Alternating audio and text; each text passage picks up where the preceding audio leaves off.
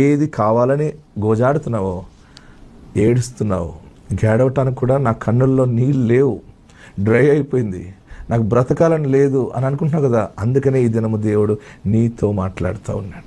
Dry అయిపోతేనే కానీ నేను దిగడుతున్నాను. అది వచ్చింది ఇంతటి మొత్తం లాస్ట్ అనమాట. పేతురు మునిగిపోతున్నప్పుడు లాస్ట్లో పట్టుకున్నాడని పరిశుద్ధ గ్రంథంలో ఉంది. మరి ఈయన క్లైమాక్స్ హీరో అంటారు కొంతమంది. అంటే చివరిలో ఆయన ఆ హీరోయిజం ఏంటో చూపిస్తాడు. ఇంకా నేను ఏడ్చాను, నా బాధలో ఇంకా ఇక్కడ తెచ్చి అక్కడ తెచ్చి ఇక్కడ అడ్జస్ట్మెంట్ చేసాను, నా వల్ల కాదు, ఈ కుటుంబాన్ని నేను నడిపించలేను, ఈ సంసారం నా వల్ల కాదు, ఈ బిడ్డలు నేను చదివించలేను, నా వల్ల కాదని నువ్వు చేతులు ఎత్తుతున్నావు కదా, నీ చేతిని ఆయన పట్టుకుంటున్నాడు.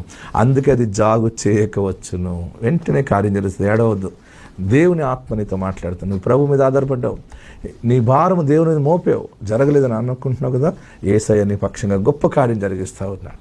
ఒకవేళ టీవీకి కొంచెం దగ్గరగా ఉండి లేకపోతే అలా చూస్తూ ఉన్న నీతో కూడా మాట్లాడుతున్నాడు.